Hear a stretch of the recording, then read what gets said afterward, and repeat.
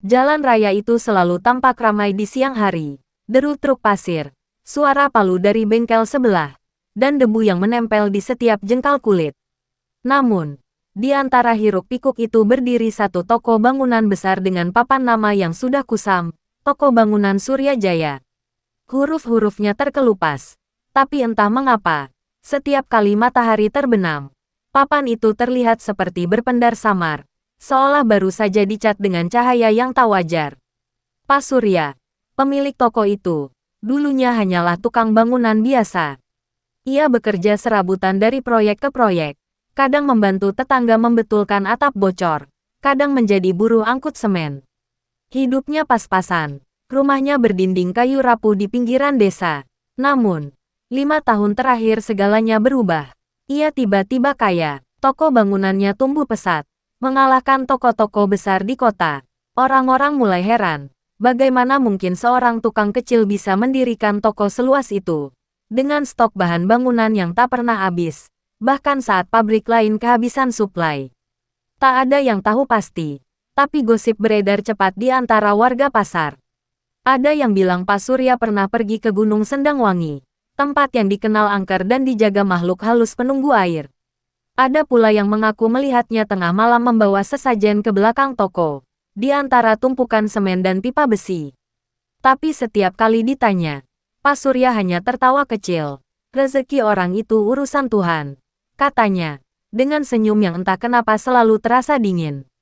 Namun, beberapa karyawan lamanya tak berani lagi bekerja di sana. Mereka bilang sering terdengar suara langkah berat di atas atap gudang saat malam hari. Padahal bangunan itu terbuat dari baja tebal yang tak mungkin diinjak. Ada juga yang bersumpah melihat bayangan besar berwarna hitam melintas di antara tumpukan besi, bergerak seperti kabut tapi meninggalkan jejak bau amis seperti darah karat. Sejak saat itu, toko bangunan Pak Surya bukan hanya dikenal karena murah dan lengkap, tapi juga karena kisah-kisah gelap yang menyelimutinya.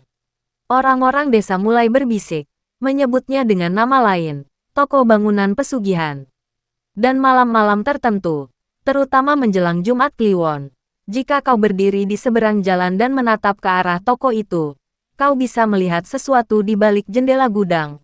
Sepasang mata merah menyala, menatap keluar, seolah menjaga harta yang bukan milik manusia. Sore itu, langit tampak aneh. Awan hitam menggantung rendah di atas atap toko bangunan Surya Jaya. Angin berembus lembab membawa bau logam dan lumpur basah. Di depan kasir, Pak Surya duduk sambil menghitung uang hasil penjualan hari itu. Tangannya gemetar, bukan karena lelah, tapi karena rasa was-was yang sulit dijelaskan. Sudah hampir seminggu, setiap kali ia menutup toko, ia merasa ada sesuatu yang memperhatikannya dari balik gudang. Ia tahu, itu bukan manusia. 5 tahun lalu, semuanya bermula dari keputusasaannya. Anak semata wayangnya sakit keras, sementara istrinya, Bu Wati, hanya bisa menangis di kamar, menahan lapar karena beras di rumah sudah habis. Proyek bangunan tempat ia bekerja bangkrut, dan utangnya menumpuk. Malam itu, saat hujan deras mengguyur, Pak Surya berjalan tanpa arah, menembus gelap menuju pinggiran desa, tempat di mana katanya ada orang pintar, seorang kakek tua yang tinggal di gubuk bambu, dikenal dengan panggilan Mbah Rondo. Kalau kamu benar-benar ingin hidupmu berubah, kata Mbah Rondo dengan suara serak seperti ranting kering, kau harus berani kehilangan sesuatu yang paling kau sayangi. Pak Surya menelan ludah. Apa maksudnya? Bah, senyum Mbah Rondo perlahan melebar, memperlihatkan gigi hitamnya. Dunia ini seimbang. Nak Surya, kaya dan miskin, terang dan gelap, semua ada bayarannya. Jika kau ingin rezeki yang deras, ada yang harus kau serahkan sebagai penebus. Ia diberi sehelai kain hitam berbau kemenyan dan sebotol kecil air dari mata air Sendangwangi. Teteskan air ini di tempat usahamu nanti. Tapi ingat, setiap malam Jumat Kliwon, berikan tumbal kecil. Kalau tidak, yang datang menagih bukan aku. Waktu itu, Pak Surya tak berpikir panjang. Dalam benaknya hanya ada satu hal, menyelamatkan anaknya. Dan entah bagaimana, beberapa hari setelah itu, ia mendapatkan tawaran modal dari seseorang tak dikenal. Lelaki berpakaian serba hitam datang ke rumahnya, membawa koper penuh uang tunai. Tak ada kontrak, Tak ada bunga. Cukup doakan agar usahamu lancar, katanya singkat. Sejak saat itulah hidup Pak Surya berubah total. Ia membeli sebidang tanah di pinggir jalan raya, membuka toko bangunan, dan rezekinya mengalir deras seperti air. Pelanggan berdatangan dari berbagai kota. Entah kenapa, setiap barang yang dijualnya selalu habis, bahkan saat toko lain sepi. Namun, setiap keberuntungan punya bayangannya sendiri. Tahun pertama, anaknya, Arga, sering demam tengah malam. Suhunya tinggi.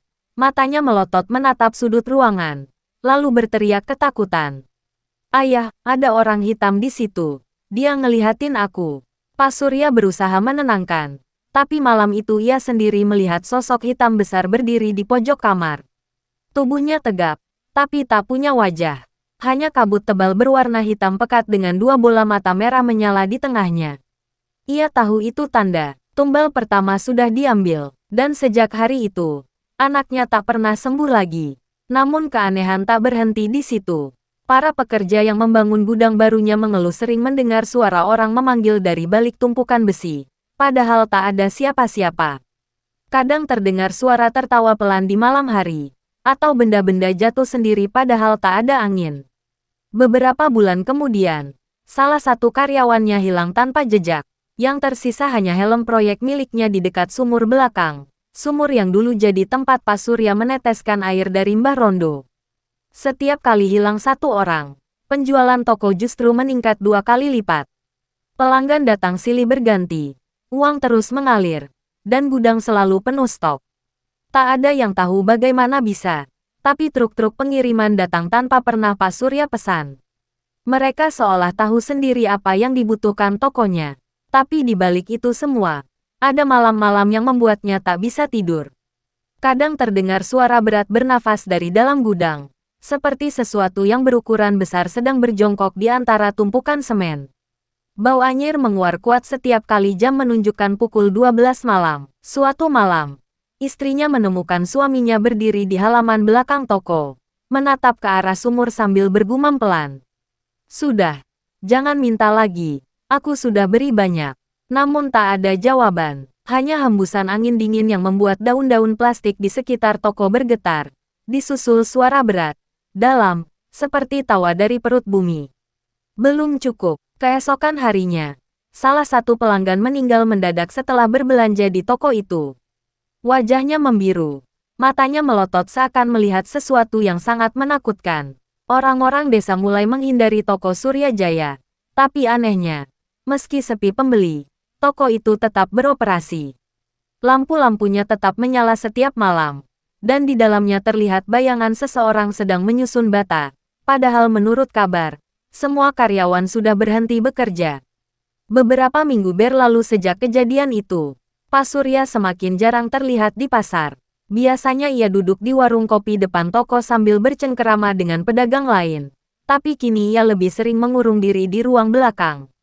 Istrinya, Bu Wati, mulai murung, matanya sayu, wajahnya pucat, dan suaranya hampir tak pernah terdengar lagi.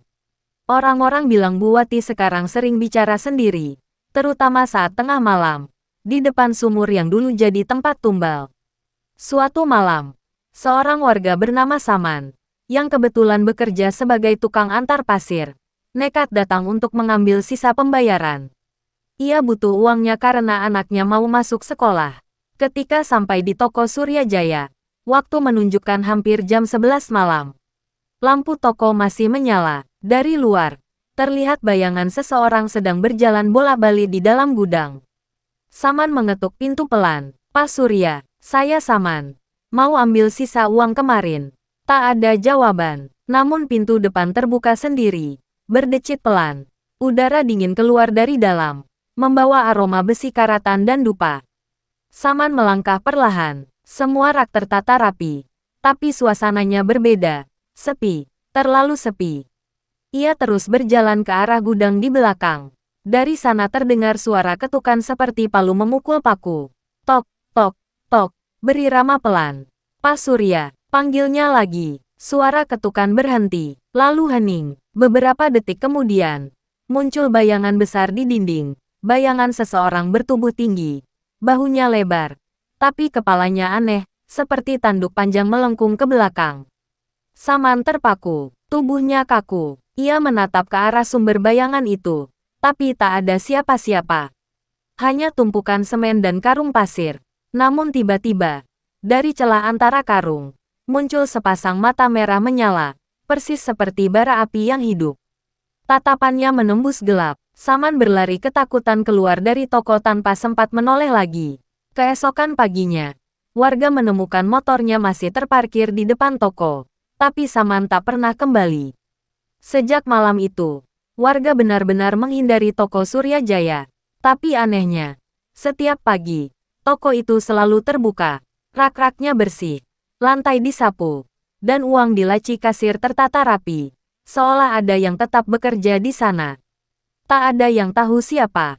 Beberapa bulan kemudian, seorang sales dari pabrik semen datang membawa nota tagihan. Saat itu siang bolong, ia melihat Pak Surya berdiri di depan gudang, memunggungi arah cahaya. Sales itu memanggil, tapi Pak Surya tak menjawab. Saat ia mendekat, barulah ia sadar, tubuh Pak Surya sangat kurus. Kulitnya pucat seperti lilin, dan matanya menatap kosong. "Bapak, sehat, Pak?" tanya sales itu ragu. Perlahan, Pak Surya menoleh. Senyum tipis terlukis di bibirnya. "Toko ini sudah gak pernah sepi, nak. Barang selalu datang, meski gak ada yang pesan. Kau mau lihat gudangku?" Sales itu menelan ludah. Tapi sebelum sempat menolak, Pak Surya berjalan lebih dulu ke arah belakang, membuka pintu besi besar yang berkarat.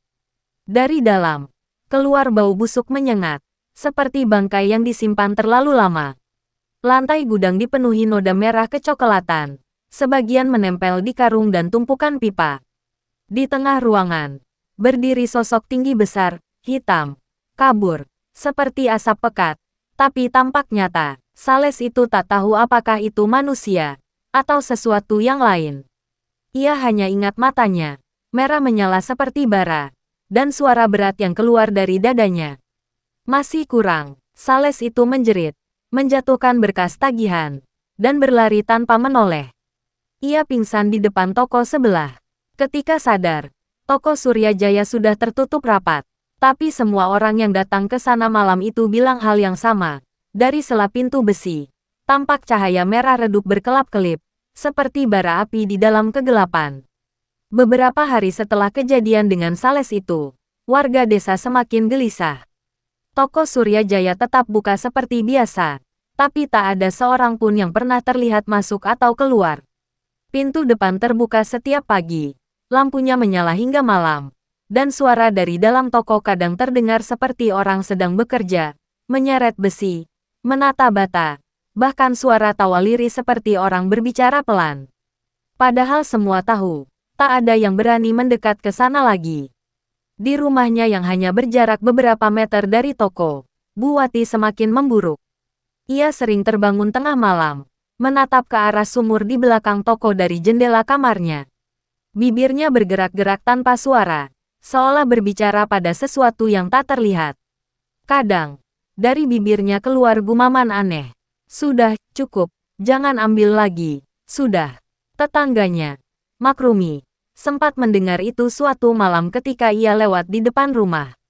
Suaranya pelan tapi serak, seperti berasal dari dua arah. Satu suara Bu Wati, satu lagi seperti suara laki-laki berat yang menirukan setiap kata dengan nada lebih dalam. Pagi harinya, Makrumi nekat mengintip ke halaman belakang. Ia melihat sumur tua di sana kini ditutup rapat dengan papan semen. Namun di sekelilingnya terdapat bekas kemenyan, bunga 7 rupa, dan sisa darah ayam yang sudah mengering. Saat ia hendak pergi, ia mendengar suara lirih dari dalam sumur, bukan gema air, tapi suara seseorang berbisik. "Buka, aku lapar." Makrumi berlari ketakutan dan jatuh pingsan di jalan. Kabar itu menyebar cepat. Malam berikutnya, Bu Wati menghilang. Hanya kain dasternya yang ditemukan di dekat sumur, basah seperti baru dicuci, tapi tak ada bekas air di sekitarnya. Pak Surya panik. Ia mencari kemana-mana, memanggil nama istrinya dengan suara serak. Namun tak ada jawaban, hanya suara gemuruh halus dari bawah tanah, seperti air yang mendidih. Ia duduk lemas di tepi sumur. "Sudah cukup, Aku gak mau lagi. Tolong kembalikan istriku. Angin malam bertiup pelan. Lalu dari dalam sumur terdengar suara yang sama seperti dulu saat ia pertama kali meneteskan air pesugihan itu. Suara berat, bergema di seluruh halaman. Kau sudah berjanji. Tak ada yang kembali tanpa pengganti. Dari permukaan sumur muncul kabut hitam tipis. Berputar pelan lalu naik semakin tinggi. Membentuk siluet wajah Buwati. Wajah itu tersenyum. Tapi matanya kosong. Lalu kabut itu lenyap seketika. Tersedot ke dalam tanah bersama hembusan angin yang membuat dedaunan plastik di sekitar toko beterbangan. Sejak malam itu, Pak Surya berubah. Ia tak lagi tidur di rumah, tapi di dalam gudang. Setiap malam ia menyalakan lilin di sudut-sudut ruangan, membakar dupa, dan berdoa entah kepada siapa. Kadang ia terdengar berbicara sendiri. Sudah kubayar, anakku, istriku, tolong hentikan. Namun suara lain selalu menjawab dari kegelapan. Belum lunas. Surya, belum lunas. Lama-lama, ia tak lagi keluar siang hari. Warga yang lewat di depan toko mengaku melihat bayangan seseorang di balik kaca, duduk di lantai sambil mengelus sesuatu. Tapi ketika diperhatikan lebih dekat, terlihat seperti ia sedang membelai kepala manusia, yang sudah membusuk separuh. Orang-orang mulai percaya. Toko itu kini bukan lagi tempat usaha, melainkan rumah bagi sesuatu yang kelaparan. Entah roh, entah makhluk pesugihan yang sudah menelan nyawa banyak orang. Sampai akhirnya, suatu malam, hujan deras turun disertai petir. Dari arah toko Surya Jaya, warga melihat cahaya merah menyala dari balik jendela gudang. Seperti api menyala tapi tak membakar. Suara besi bergesekan terdengar keras. Disusul suara tawa berat yang menggema sampai ke gang belakang. Dan di antara suara itu, terdengar jeritan panjang, suara Pak Surya. Namun tak ada yang berani mendekat. Keesokan paginya, toko itu tertutup rapat. Semua kaca jendela hitam, seolah terbakar dari dalam. Tapi di papan nama toko yang kusam itu, huruf-hurufnya berubah sendiri, seolah dicat ulang oleh tangan tak terlihat. Kini bukan lagi tertulis Surya Jaya, melainkan Surya Jera, seolah alam memberi peringatan. Sudah hampir setahun sejak toko Surya Jaya terakhir kali terlihat buka. Bangunannya kini kusam dan berdebu. Rumput liar tumbuh tinggi di sekeliling. Papan nama nyaris ambruk, dan cat temboknya terkelupas dimakan hujan. Namun, meski tampak mati, warga masih menghindar setiap kali melewati depannya. Tak ada yang berani menoleh, apalagi mendekat. Semua masih ingat malam hujan itu. Malam di mana suara tawa dan jeritan dari dalam toko menggema sampai ke ujung desa. Hingga suatu hari, datanglah seorang anak muda bernama Damar, mahasiswa arsitektur dari kota. Ia datang ke desa itu untuk mengerjakan tugas akhir tentang bangunan tua peninggalan desa. Tapi sebenarnya, bukan semata tugas yang membawanya ke sana. Ia mendengar cerita dari internet tentang toko bangunan berhantu yang dulunya milik orang kaya mendadak miskin dan lenyap tanpa jejak. Damar tak percaya pada hal mistis. Ia ingin membuktikan bahwa semua itu hanya cerita desa yang dilebih-lebihkan. Sore itu, ia berdiri di depan pagar berkarat toko Surya Jaya, menatap papan nama yang hampir lepas. Kelihatannya biasa aja, gumamnya. Ia menyalakan senter kecil dan melangkah masuk. Begitu kakinya menginjak halaman, udara di sekeliling mendadak berubah. Angin berhenti, suara jangkrik lenyap, dan hawa dingin seperti merayap dari tanah. Damar menelan ludah, tapi ia tetap melangkah. Ia menyorotkan senter ke arah jendela yang pecah. Di baliknya, terlihat rak kayu berdebu, karung-karung semen robek, dan tulisan pudar di dinding, barang datang setiap malam. Damar mengeluarkan kamera ponselnya, mengambil beberapa gambar. Saat ia menyorot ke arah gudang belakang, kameranya berkedip, sinyal hilang. Layar gelap sebentar, lalu muncul gambar aneh. Sosok hitam tinggi berdiri di tengah ruangan, menatap lurus ke arah kamera. Ia menurunkan ponsel cepat-cepat, menyorot senter ke arah yang sama, tapi ruangan kosong. Ah, mungkin bayangan, pikirnya, mencoba tenang. Ia melangkah ke dalam gudang. Aroma karat dan sesuatu yang amis langsung menusuk hidungnya. Di tengah ruangan ada sumur tua yang sudah ditutup semen, tapi kini tutupnya retak, seperti baru saja didorong dari dalam. Damar jongkok, menyinari retakan itu. Terlihat cairan hitam pekat menetes dari celah, menimbulkan suara plok-plok setiap kali jatuh ke lantai. Tiba-tiba terdengar suara berat berbisik dari bawah. Siapa yang memanggil? Damar mundur satu langkah. Jantungnya berdetak keras. Tapi rasa penasaran mengalahkan takut.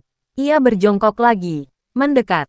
Siapa di sana? Tanyanya pelan. Tak ada jawaban. Hanya udara dingin yang makin menggigit. Tapi saat ia hendak berdiri, sesuatu seperti tangan pucat panjang keluar dari celah retakan semen, mencoba meraih pergelangan kakinya. Damar menjerit, melompat mundur, dan berlari keluar. Saat ia menoleh sebentar ke arah gudang, ia melihat sesuatu menjulang tinggi dari dalam sumur. Sosok hitam besar tanpa wajah, dengan dua mata merah menyala. Dan dari belakang sosok itu, terlihat sekilas bayangan seorang pria kurus dengan wajah mirip foto yang pernah ia lihat di internet. Wajah Pak Surya. Damar berhasil keluar dan terhuyung ke jalan. Nafasnya tersengal. Tapi ia tak berhenti sampai jauh dari toko. Namun, saat menatap ponselnya lagi, ia terkejut, foto-foto yang ia ambil tadi berubah. Di setiap foto, ada bayangan hitam di sudut ruangan. Dan di foto terakhir, di belakangnya, tampak sosok Pak Surya berdiri dengan mata merah dan senyum mengerikan.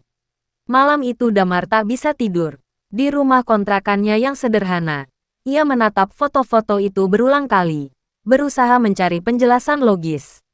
Tapi makin dilihat, makin aneh, bayangan di setiap foto tampak semakin besar, seolah mendekati kamera sedikit demi sedikit. Dan di foto terakhir, sosok itu sudah tepat di belakang Damar, tangannya terangkat, hampir menyentuh bahunya. Pukul 2 dini hari, Damar terbangun karena mendengar suara ketukan dari arah jendela. Tok, tok, tok, pelan tapi teratur.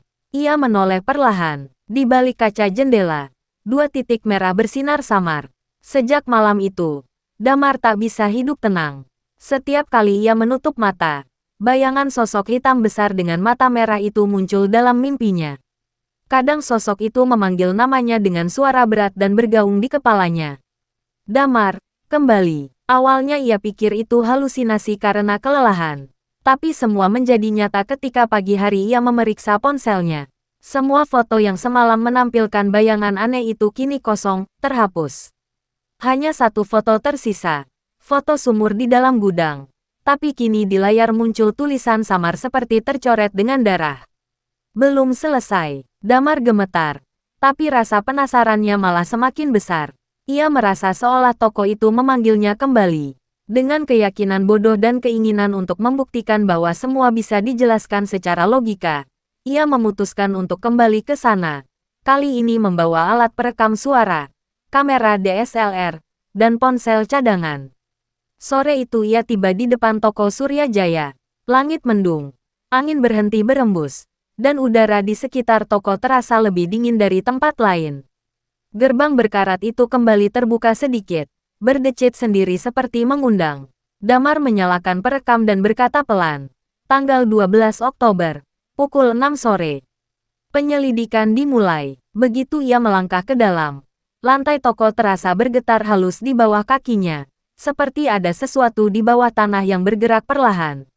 Damar berhenti sejenak, menyalakan kamera dan mulai memotret. Rak-rak kayu masih berdebu.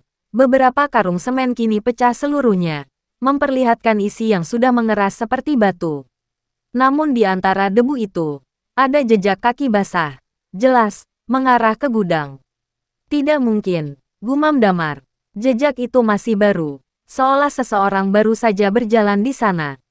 Ia mengikuti jejak itu perlahan, langkah demi langkah, sambil menyorot senter ke arah gelap. Setiap kali ia melangkah, udara semakin dingin, napasnya berubah menjadi uap putih. Dari dalam gudang terdengar suara lirih seperti orang mengerang. Senter Damar bergetar di tangannya. Siapa di sana? Teriaknya. Tak ada jawaban. Tapi dari balik karung-karung semen terdengar suara gesekan, seperti kuku yang mencakar besi. Lalu perlahan, dari kegelapan, muncul sosok yang membuat darahnya membeku. Seorang pria tua dengan wajah pucat keabu-abuan, matanya cekung, dan bibirnya membiru. Tangannya gemetar sambil menunjuk ke arah sumur di tengah ruangan. Pergi, Sebelum terlambat, suara itu serak, nyaris tak terdengar. Damar mundur satu langkah. Bapak, siapa? Bapak, Pak Surya. Sosok itu tidak menjawab. Ia hanya terus menunjuk ke arah sumur. Lalu perlahan tubuhnya hancur seperti debu. Hilang di udara. Meninggalkan bau anyir yang menusuk. Damar berlari ke arah sumur itu. Tutup semennya kini terbuka lebar. Dan di dalamnya terlihat air hitam berputar pelan seperti pusaran. Dari dasar sumur terdengar bisikan pelan. Ratusan suara. Seperti orang berdoa bersamaan tapi dengan bahasa yang tak dimengerti.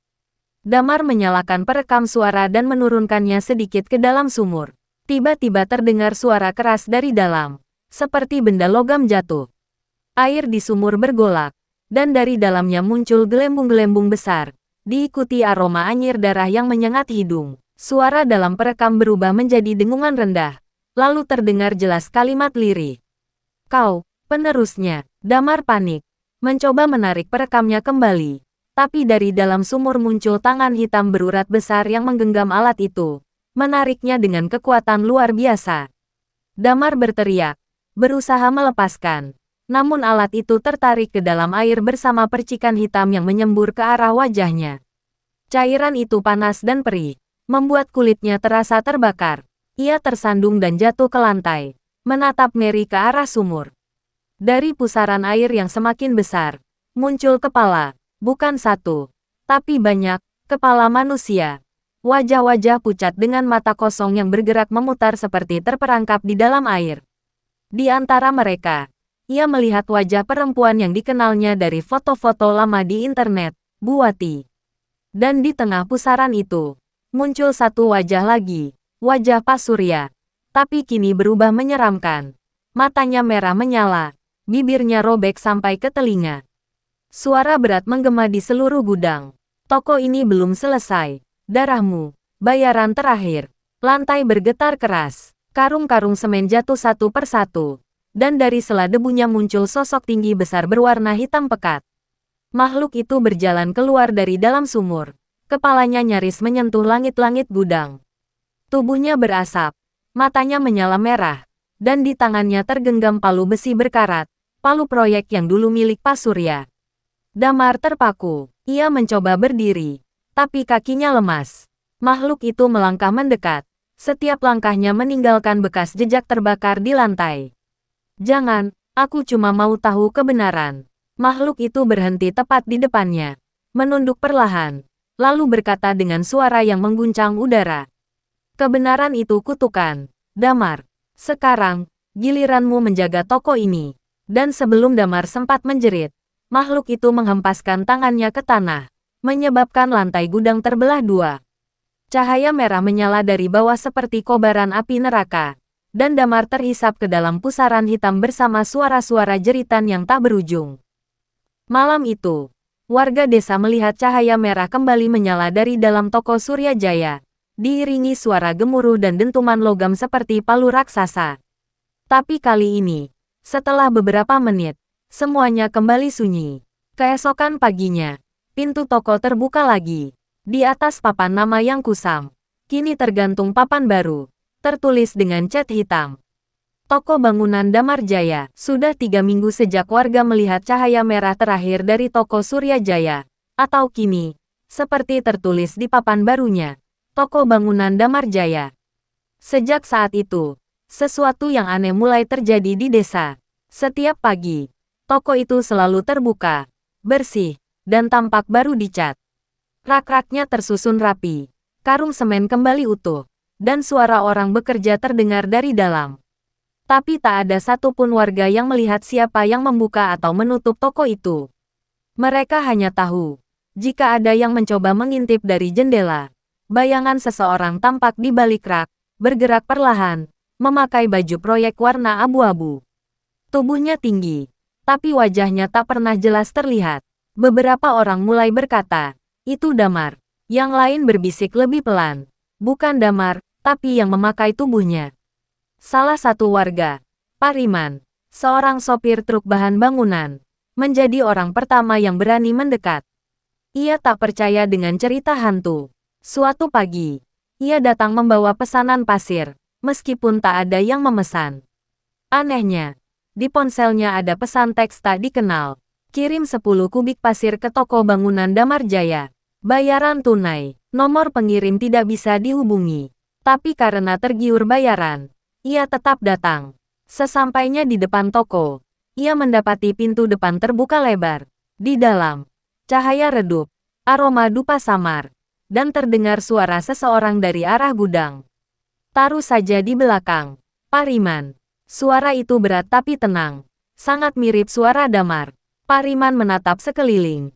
Tak ada siapa-siapa. Ia melangkah perlahan ke arah gudang. Dan di sana, ia melihat sosok Damar sedang membelakangi. Mengenakan baju abu-abu pudar dengan noda semen di sana-sini.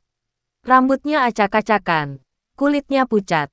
Tapi tubuhnya bergerak kaku. Seperti boneka. Dam, kamu beneran buka lagi toko ini? Tanya Pariman. Mencoba bersuara santai.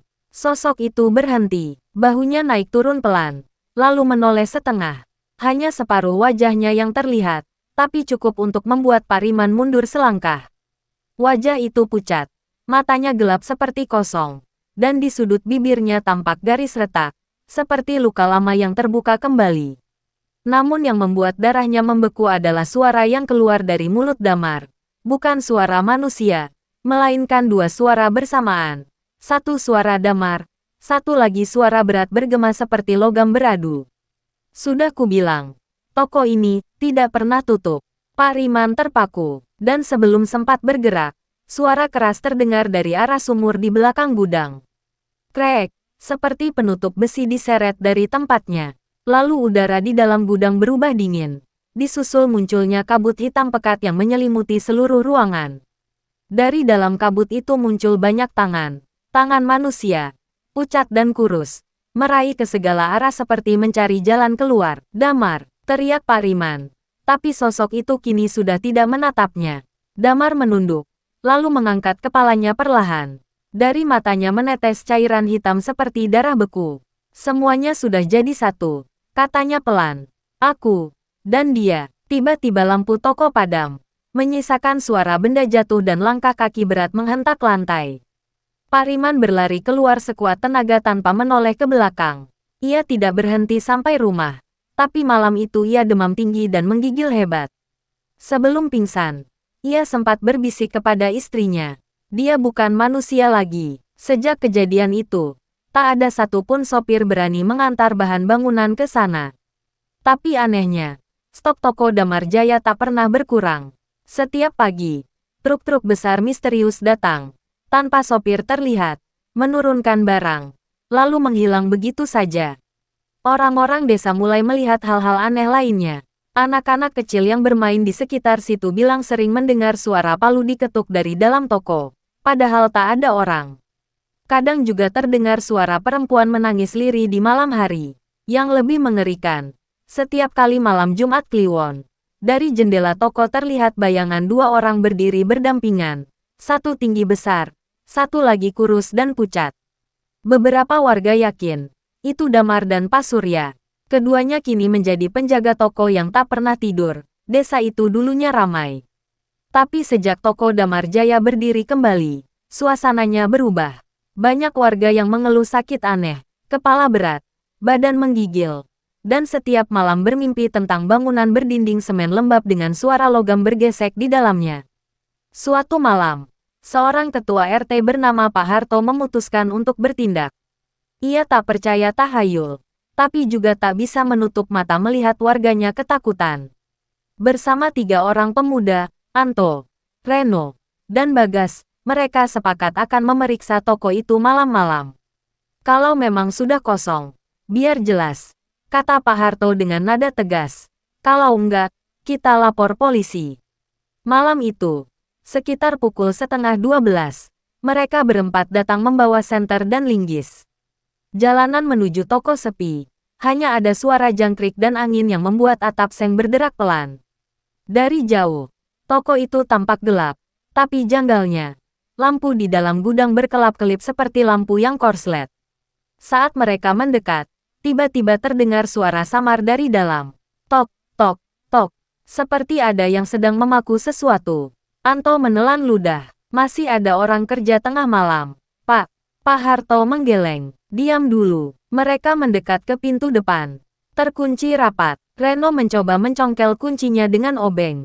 Begitu terbuka, udara dingin langsung keluar. Bau anyir seperti darah bercampur karat menyengat hidung.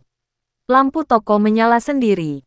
Redup kekuningan. Rak-rak di dalam rapi. Tapi semuanya seperti baru saja dibersihkan. Di meja kasir, ada tumpukan uang lusuh yang basah, seperti habis dicuci. Ini, basah semua. Gumam Bagas pelan. Kayak, darah. Pak Harto melangkah lebih dalam. Dari belakang toko terdengar bunyi rantai beradu, diiringi langkah kaki berat. Mereka berjalan pelan ke arah gudang. Semakin dekat, udara terasa makin dingin. Senter mereka tiba-tiba bergetar. Sinarnya redup sendiri, lalu mati bersamaan. Reno, senter cadangan mana? Tanya Pak Harto cepat. Reno menyalakan senter kecil di ponselnya. Tapi cahaya itu hanya cukup untuk menerangi beberapa langkah ke depan. Dan di cahaya redup itu, mereka melihat sesuatu yang membuat mereka menahan napas. Di tengah gudang, ada meja kayu besar. Di atasnya terbentang kain hitam. Di bawah meja, tersusun rapi karung-karung semen. Tapi karung-karung itu bukan semen biasa. Tulisannya bukan merek pabrikan, melainkan cap tangan manusia berwarna merah tua. Anto mendekat, perlahan membuka sedikit kain hitam di atas meja itu, lalu menjerit tertahan. Di bawah kain, ada patung setengah jadi, menyerupai tubuh manusia dari adonan semen, tapi wajahnya jelas wajah damar. Matanya belum selesai dibentuk, tapi di rongga matanya sudah tertanam dua batu merah menyala samar. Astagfirullah, desis Pak Harto. Mundur beberapa langkah. Namun sebelum mereka sempat keluar, suara langkah kaki berat terdengar dari pintu belakang. Duk, duk, duk, perlahan, tapi teratur. Mereka menoleh bersamaan. Dan di sanalah, dari balik kabut tipis yang mulai muncul di lantai, tampak sosok damar.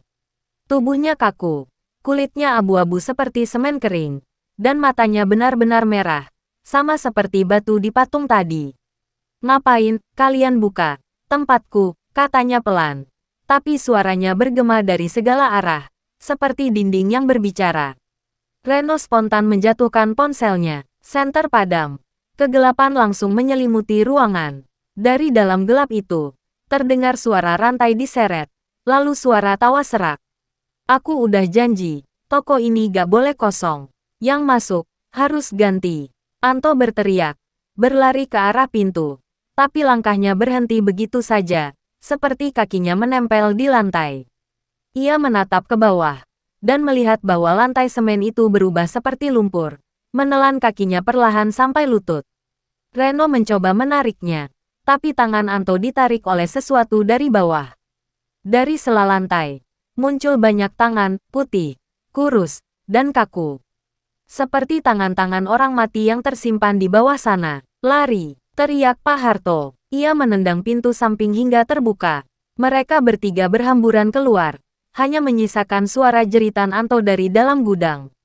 Setelah itu, hening, tak ada suara lagi. Keesokan paginya, warga menemukan toko Damar Jaya tertutup rapat seperti biasa. Tak ada tanda-tanda perusakan, dan tak ada jejak darah. Tapi sejak malam itu, Anto tak pernah kembali. Dan setiap malam Jumat, warga yang melintas di depan toko itu mengaku masih mendengar suara ketukan palu. 3 kali, selalu 3 kali. Sejak malam ketika Anto menghilang, desa itu tak lagi sama.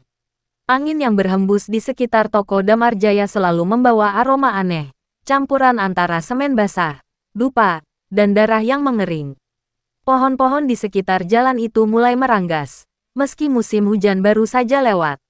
Bahkan ayam-ayam yang biasanya berkokok di pagi hari, kini tak lagi bersuara setiap lewat depan toko. Warga mulai mengalami kejadian-kejadian tak masuk akal. Setiap malam, dari rumah-rumah dekat toko, mereka mendengar suara benda berat digeser, seperti karung atau besi jatuh, padahal semua toko sudah tutup.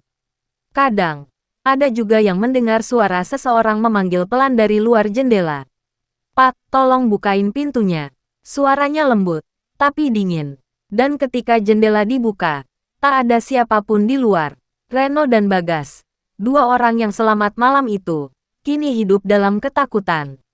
Reno hampir setiap malam mimpi buruk. Ia melihat dirinya kembali berada di dalam gudang toko. Tapi kali ini semua karung semen terbuka.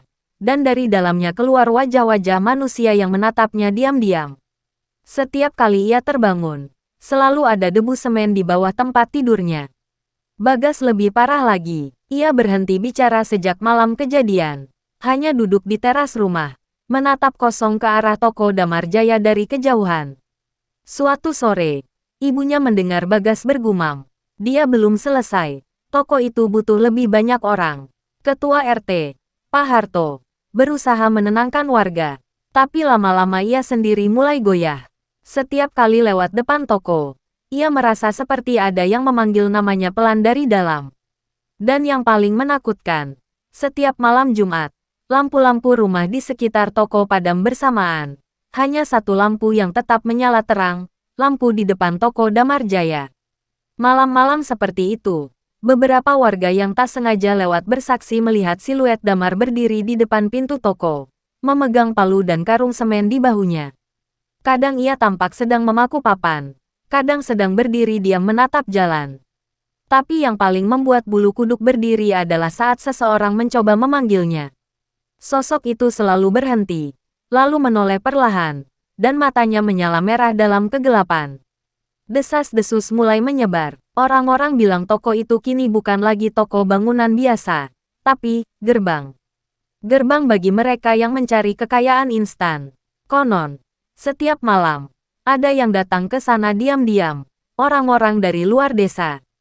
Mereka membawa sesuatu dalam karung, entah uang, entah sesajen, lalu meninggalkannya di depan toko. Keesokan paginya, karung itu sudah hilang, dan sebulan kemudian mereka tiba-tiba menjadi kaya raya. Namun, bersamaan dengan itu, selalu ada kejadian aneh.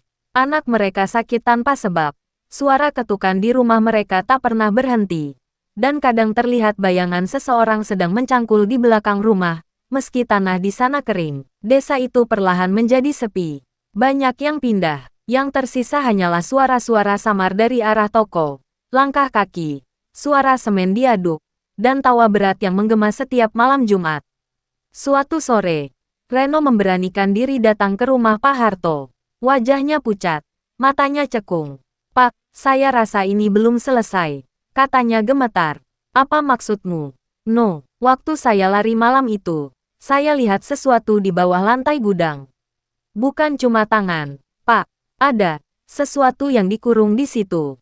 Besar banget, kayak bayangan yang hidup. Mungkin itu sumbernya." Pak Harto terdiam. Ia tahu Reno tak mungkin berbohong. Tapi jika benar ada sesuatu di bawah gudang itu, berarti toko itu bukan sekadar tempat pesugihan, melainkan wadah bagi sesuatu yang lebih tua, lebih kelam. Dan malam itu juga, Pak Harto memutuskan, mereka harus menutup toko itu untuk selamanya. Malam itu, langit di atas desa kelabu. Hujan baru saja reda, meninggalkan udara lembab dan angin dingin yang membawa aroma tanah basah. Pak Harto dan Reno berdiri di depan toko Damar Jaya, membawa 2 senter dan sekop. Tidak ada warga lain yang mau ikut. Mereka semua sudah mengunci pintu sejak maghrib, tak ingin melihat apapun yang akan terjadi malam itu. Pak Harto menatap papan nama toko yang nyaris tak terbaca. Catnya mengelupas. Huruf-hurufnya tampak seperti retakan di kulit mati. "Begitu kita buka lantainya, apapun yang ada di dalam, kita kubur lagi," katanya mantap. Reno mengangguk, meski tangannya bergetar. "Saya siap, Pak." Mereka masuk perlahan. Toko itu tampak berbeda malam itu, terlalu sepi. Tidak ada suara rantai, tidak ada bau dupa, hanya suara tetes air dari atap seng bocor. Senter mereka menyorot lantai gudang yang kini tampak berdebu. Di tengahnya, ada bekas lingkaran besar dari batu bata yang disusun seperti sumur. Pak Harto mulai menggali bagian tengah lingkaran itu. Setiap sekop yang menembus lantai, terdengar seperti menghantam sesuatu yang berongga. Reno membantu, dan perlahan-lahan, mereka membuka celah besar di lantai semen. Dari bawahnya, keluar udara hangat bercampur bau anyir yang membuat dada sesak. Begitu celah itu cukup besar, Reno menyorotkan senter ke dalam.